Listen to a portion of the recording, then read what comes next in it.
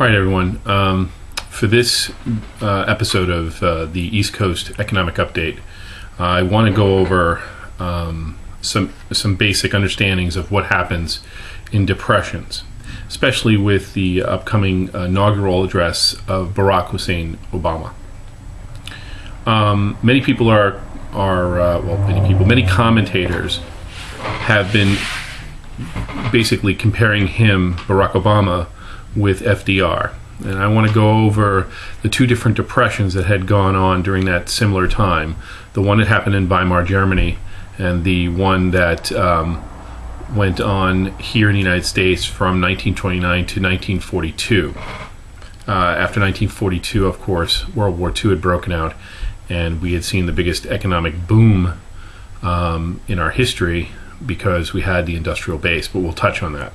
So, first thing, in the United States, during the Great Depression, there were approximately four things that were going on at the same time. Now, I'm going to probably put over here all the hyperlinks. I'm going to put a Wikipedia link for the explanation of the Great Depression in the United States and so on. And I'll touch on each one, and then I'll have a hyperlink for that.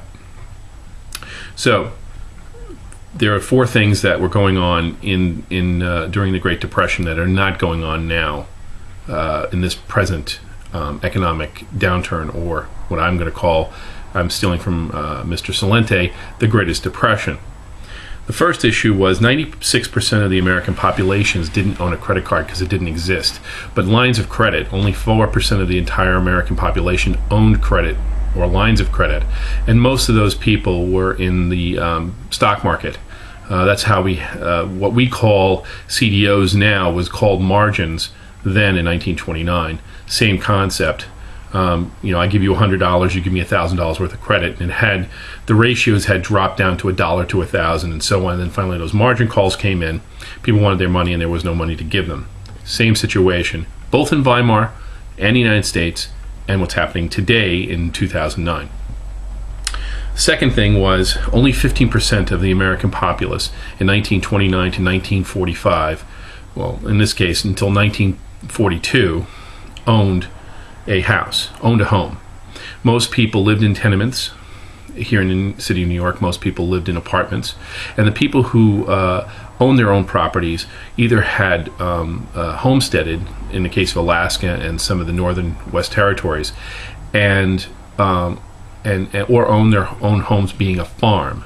Most farmers in Oklahoma, and that's why if you ever read Steinbeck's book, The Grapes of Wrath, most of the Okies, as they were called, actually were tenant farmers. They rented the land from large landowners and had done it for centuries. So only 15% of people own their home, and only 4% of people had some type of credit line. The third thing that was going on during the FDR period. Now, don't forget there was also a surplus. The United States government did not have an outstanding debt, partially because the money supply was backed by a mixed metal standard, gold primarily and silver secondarily. Finally, during the FDR period, 95% by the year 1943, 95% of United States Treasury bonds, basically the debt that's creating our dollars, the U.S. Treasuries as they're called, were held by American people, both American people and American companies and in American industries. It was one of the safest, it was at that time the safest bonds around, because we had at that time never ever defaulted on our loans from the time of our inception, our present Constitution, which was conceived in 1789. So let's go to Weimar, Germany.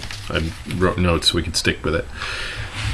Weimar, Germany, around the same time, approximately 1923, 1920, had lost a war in World War II and were paying reparations. Were paying fines for starting this war, being one of the losers of the war. They had to pay back their debt through extending domestic bonds to foreign countries like England, France, and so on. Most of its debt was owned by foreigners, primarily England, England, France, some of the United States, and some other ancillary countries. This followed by a sudden deflation, which we're going through now, and then hyperinflation, because Germany couldn't continue to pay its reparations, so it just started to print money like it's a printing press and kept throwing money at the situation. I'm going to put a hyperlink over here as well of a Lyndon LaRouche. Lyndon LaRouche is Lyndon LaRouche, but he is a really good economist, I'll give you that. But there's a story about what happened in Weimar, Germany. It's a kind of a semi-cartoon video. It's very, very informative, and I'll leave that for you. But they were printing money. Sound familiar?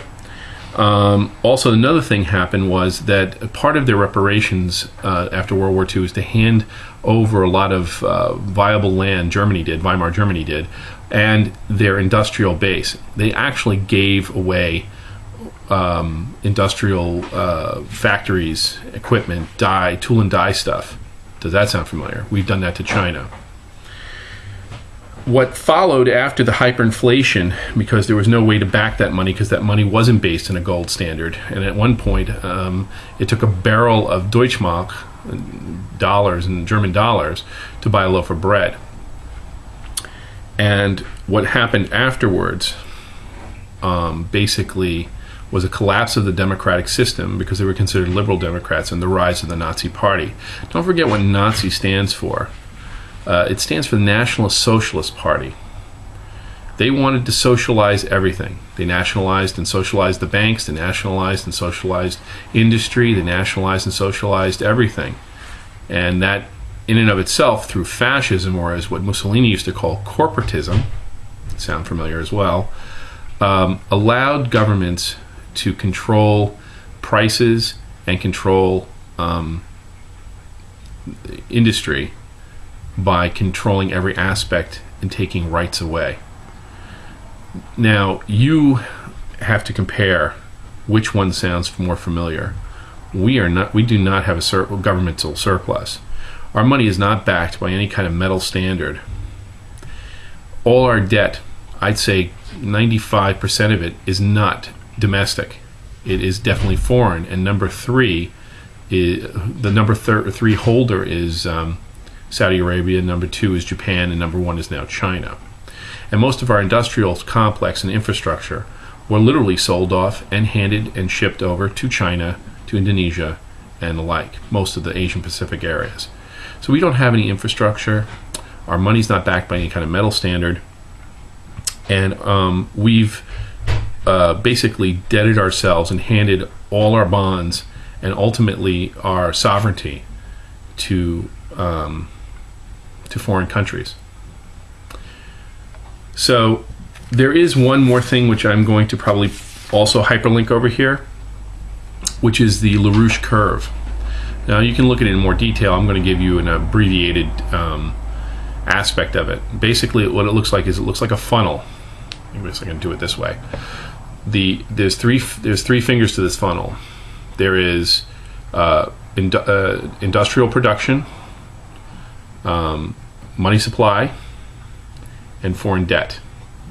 And what happens is he describes it basically as a sonic boom. You know, as a plane goes supersonic, it spreads out the air and explodes. So what happens is when the debt and money supply start to go hyperbolic or straight up, and our debt, our industrial production goes this way, we get a Weimar Republic situation. We reached that point via Lyndon LaRouche in, I believe it was in July of 2008. He also had one in 2007, but 2008 he indicated that we had reached that point then. We had reached that hypersonic, hyper-stretched, bugle-shaped situation where we have no industrial production. We don't make anything. Nothing. I mean, I challenge you to find anything that you wear or drive in that is completely made here in the United States. And now with the lack of consumption, which is what we were primarily on, which also Weimar Germany had, has stopped, we are going to definitely go into a hyper-inflationary depression. So leave you with that thought. Keep an eye out and listen to what Mr. Obama says, because what he's going to say is going to decide whether he really is FDR or the Weimar Republic. Peace.